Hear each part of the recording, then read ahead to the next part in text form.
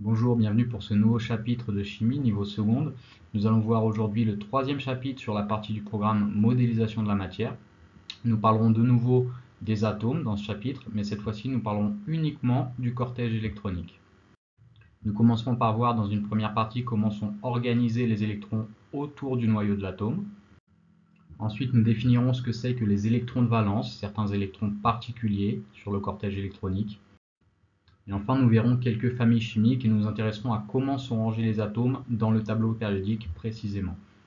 Nous allons commencer par parcourir un à un les éléments du tableau périodique, au moins pour les trois premières lignes qui sont des atomes que vous allez souvent retrouver au programme de seconde, afin de bien comprendre comment les électrons vont s'organiser autour du noyau, même si c'est un petit peu long.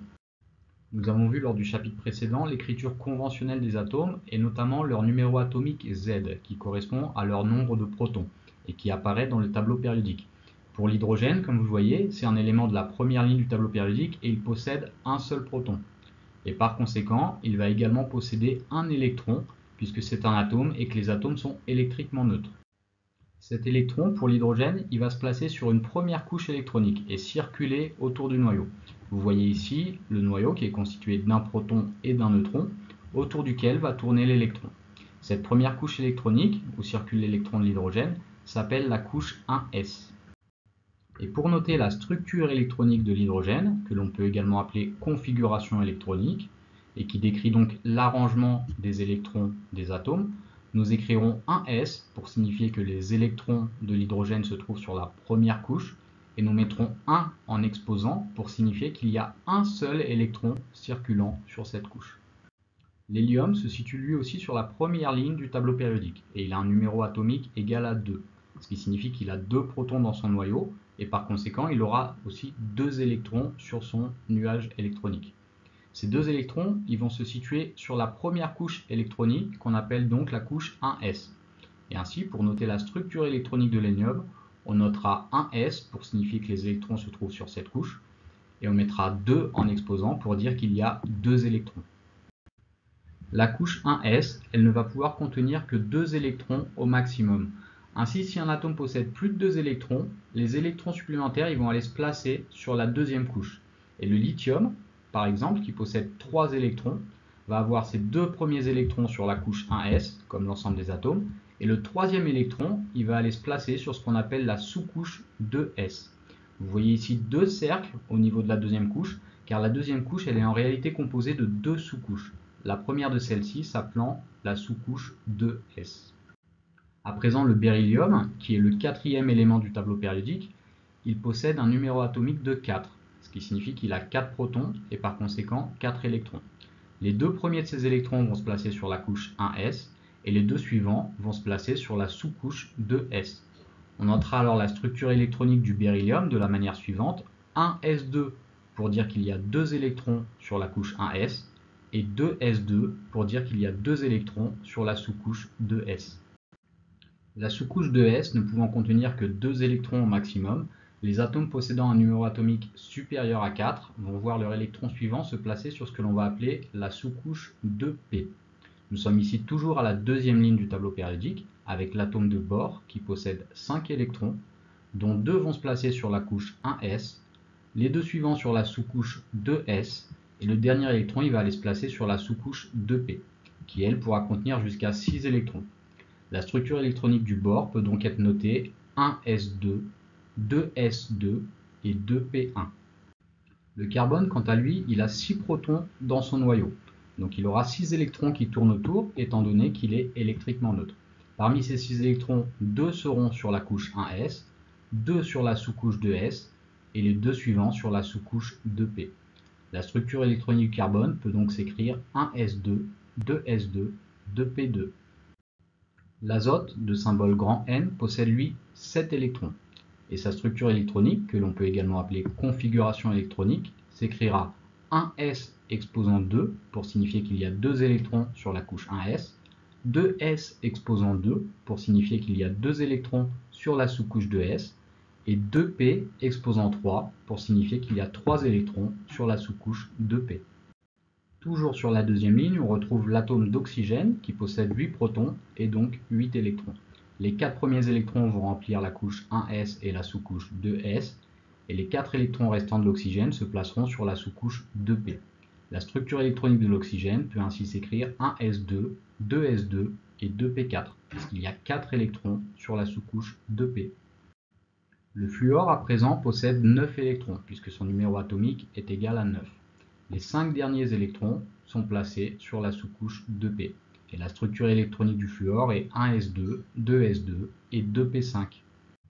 Enfin, le néon, que l'on retrouve à la dernière colonne de cette seconde ligne du tableau périodique, possède 10 électrons, 2 sur la couche 1s, 2 sur la sous-couche 2s et 6 sur la sous-couche 2p. La sous-couche 2p du néon est donc remplie, puisque nous avions dit que cette sous-couche contenait au maximum 6 électrons. Passons à présent à la troisième ligne du tableau périodique avec le sodium, de symbole Na. Le sodium possédant plus de 10 électrons, ses couches 1s, 2s et 2p seront remplies. Les électrons suivants vont aller se placer sur une troisième couche. Vous voyez ici la troisième couche qui est également constituée de 2 sous-couches. Les règles sont les mêmes que pour la deuxième. La première sous-couche 3s, elle va pouvoir contenir au maximum 2 électrons, tandis que la deuxième sous-couche 3p, elle pourra contenir 6 électrons. Concernant le sodium, donc, qui a 10 électrons, sa structure électronique sera 1s2, 2s2, 2p6 et 3s1, puisqu'il y a un électron sur cette sous-couche 3s. À présent, le magnésium, de symbole Mg, juste à côté, possède un numéro atomique de 12. Il a donc 12 protons dans son noyau et par conséquent 12 électrons. Les deux premiers se placent sur la couche 1s, les deux suivants sur la sous-couche 2s, les 6 d'après sur la sous-couche 2p et les deux derniers sur la sous-couche 3s. La sous-couche 3s qui est à présent remplie car elle ne peut contenir au maximum que 2 électrons. L'aluminium, prochain élément de la troisième ligne du tableau périodique, il va avoir 13 électrons. Et ce 13e électron, il va se placer sur la sous-couche 3p. La structure électronique de l'aluminium, c'est par conséquent 1s2, 2s2, 2p6, 3s2 et 3p1, puisqu'il y a un seul électron sur cette sous-couche 3p. Le silicium, de numéro atomique 14, possède 14 protons, et donc 14 électrons, qui se rangent comme d'habitude, les deux premiers sur la couche 1s, les deux suivants sur la sous-couche 2s, les 6 d'après sur la sous-couche 2p. Enfin, les 11e et 12e électrons vont aller sur la sous-couche 3s, et le 13e et le 14e électron sur la sous-couche 3p. Le phosphore, de symbole chimique P, possède 15 électrons, et sa structure atomique sera donc 1s2, 2s2, 2p6, 3s2 et 3p3. Puisque toutes les couches précédentes sont remplies, les 3 derniers électrons viennent se placer sur cette sous-couche 3p. Le soufre, à présent, autre élément de la troisième ligne, va avoir des électrons sur les 3 couches, comme tous les éléments de cette troisième ligne. Et sa structure électronique, 1s2, 2s2, 2p6, 3s2 et 3p4, nous indique exactement où sont placés ces électrons.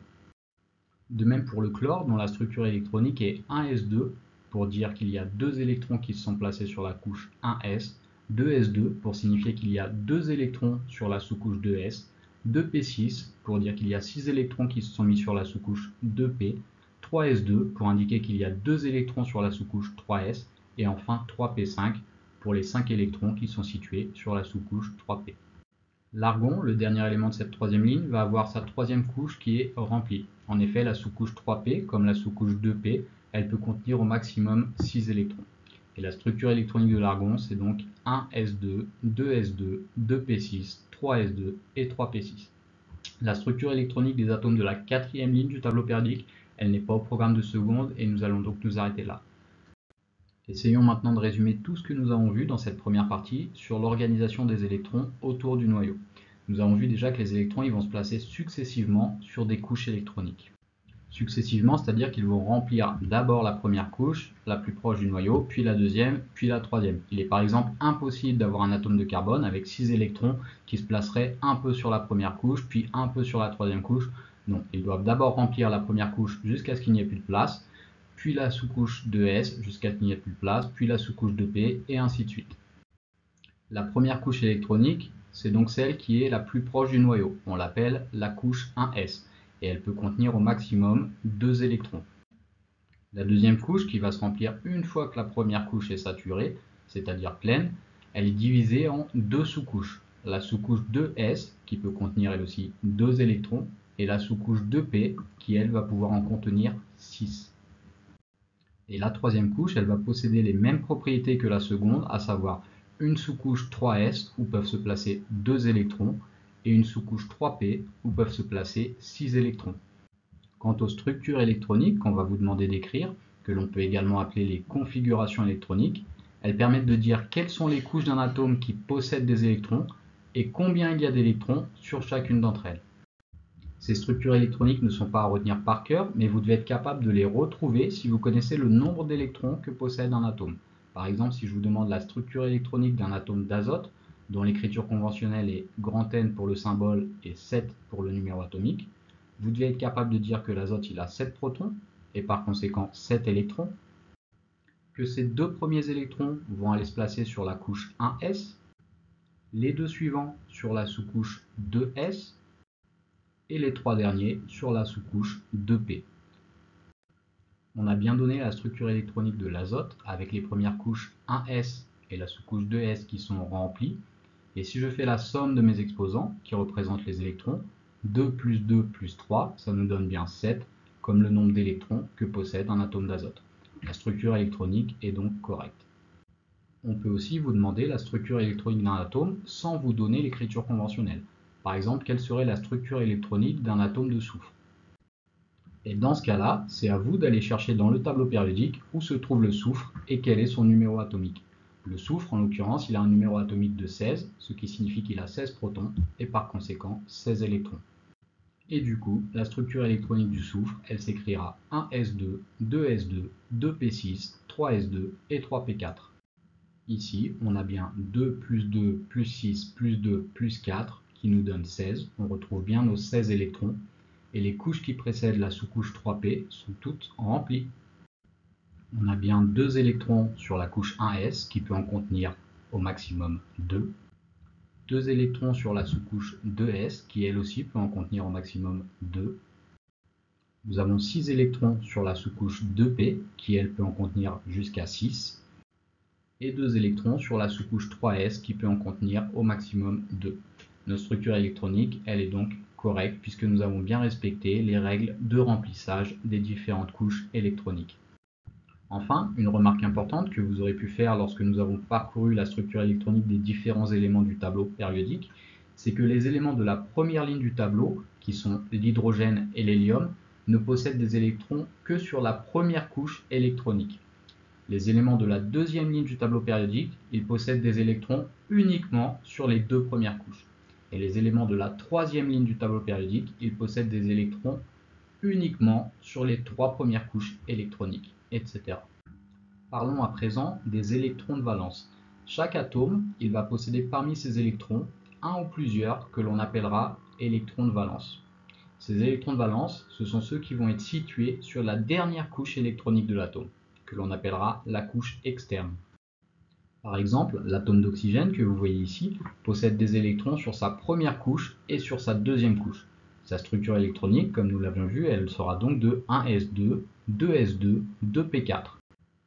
Lorsque l'on cherche la couche externe d'un atome, on va bien parler de couche et non de sous-couche.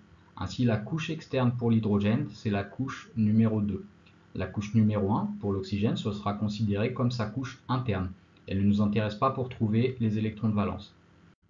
En effet, par définition, les électrons de valence, ce sont ceux qui sont situés sur la couche externe d'un atome. Donc pour l'oxygène, ce sont tous ceux qui sont situés sur la couche électronique numéro 2, qu'ils soient sur la sous-couche de S ou sur la sous-couche de P.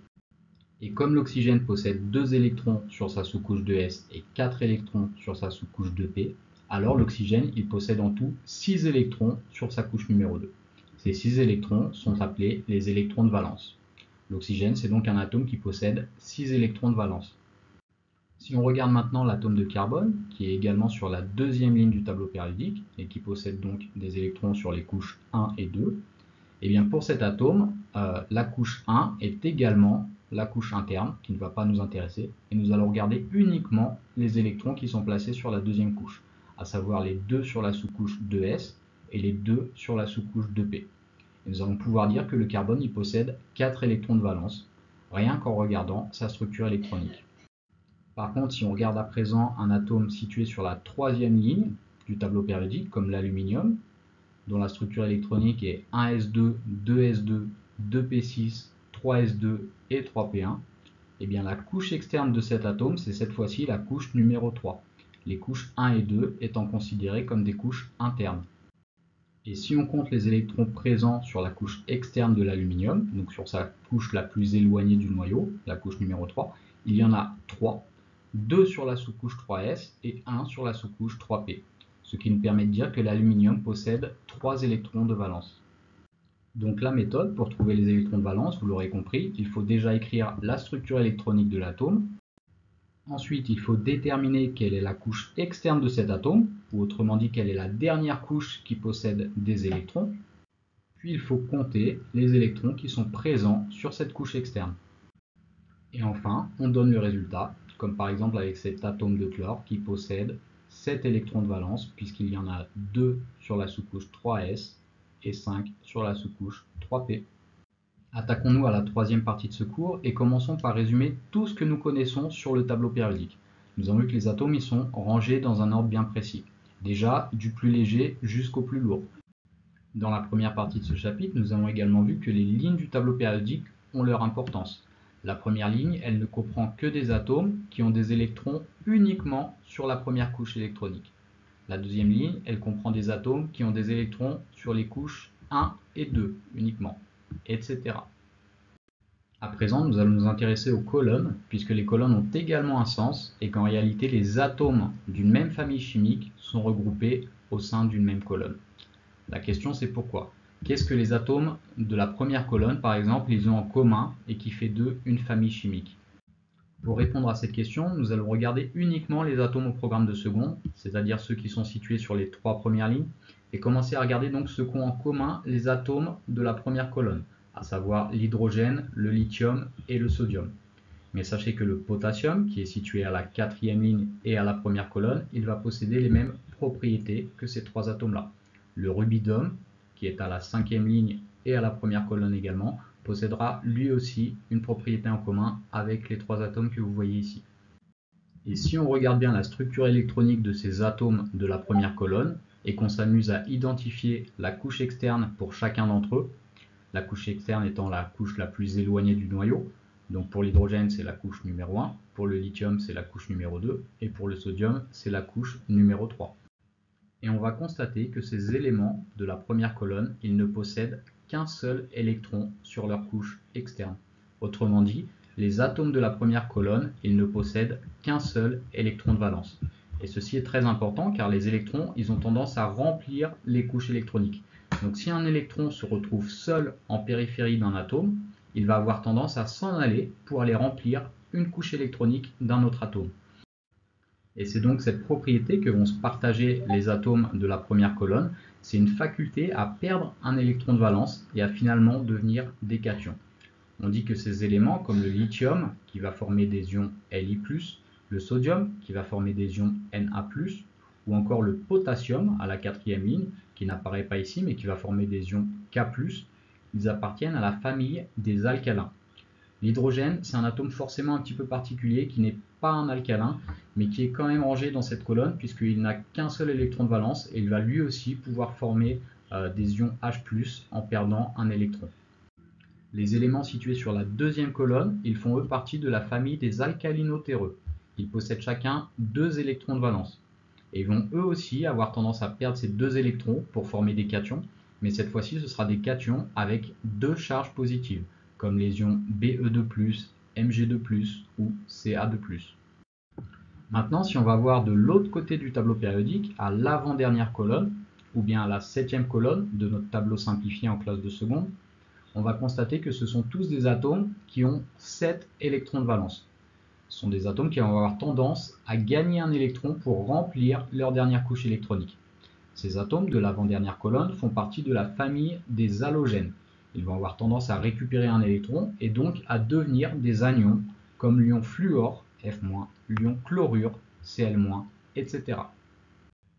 Concernant les atomes situés plus au centre du tableau périodique, nous allons principalement retrouver des éléments de la famille des non-métaux, comme le carbone et l'oxygène, qui vont eux avoir des couches externes plus ou moins à moitié remplies. Eh bien, ces atomes du milieu du tableau périodique, ils ne vont pas perdre d'électrons ni en gagner pour devenir des ions, ils vont plutôt s'assembler entre eux pour former des molécules, comme la molécule de dioxyde de carbone que vous connaissez bien. Nous verrons exactement comment se forment les molécules et les ions et selon quelles règles dans le prochain chapitre, mais ce qu'il faut retenir pour le moment, c'est que les atomes d'une même colonne, ils possèdent les mêmes propriétés chimiques. Ils appartiennent souvent à la même famille chimique, à quelques exceptions près, comme l'hydrogène. Mais en tout cas, ces propriétés que les atomes d'une même colonne partagent, elles viennent du fait qu'ils ont le même nombre d'électrons de valence sur leur couche externe. Ce qui est très important car c'est le nombre d'électrons de valence qui va déterminer si l'atome va avoir tendance à former tel ou tel ion ou telle molécule. Donc nous avons parlé de la première colonne et de la famille des alcalins, de la 7e colonne et de la famille des halogènes. Ces familles, elles ne sont pas forcément à retenir. Mais il existe une famille très importante qui, elle, est à retenir. Si on regarde la dernière colonne du tableau périodique, on va retrouver uniquement des éléments qui ont leur couche externe totalement remplie. La couche externe pour l'hélium, c'est la couche numéro 1, qui, comme nous l'avons dit, ne peut contenir que 2 électrons au maximum. La couche externe pour le néon, c'est la couche numéro 2, qui peut contenir au maximum 8 électrons, 2 sur la sous-couche de S et 6 sur la sous-couche de P. Et pour l'argon, la couche externe, c'est la couche numéro 3, et elle est également remplie puisque la couche 3 de l'argon, elle contient 8 électrons, 2 sur la sous-couche 3s et 6 sur la sous-couche 3p, ce qui est le maximum. Donc tous les éléments de la dernière colonne, ils ont des couches externes qui sont remplies. Et ceci va impliquer que ces atomes, ils ne vont jamais gagner ou perdre d'électrons. Ils ne vont pas non plus former des molécules avec d'autres atomes. C'est ce qu'on appelle des atomes extrêmement stables qui vont toujours rester sur la même forme. Et on dit que l'hélium, le néon ou encore l'argon font partie finalement de la famille des gaz nobles. Et pour le coup, cette dernière famille chimique, elle est à retenir. Les gaz nobles, ce sont des éléments chimiques dont les couches électroniques sont remplies. Ils sont extrêmement stables et ne changent jamais de forme pour devenir des ions. Ils restent également toujours seuls et ne forment jamais de molécules avec d'autres atomes.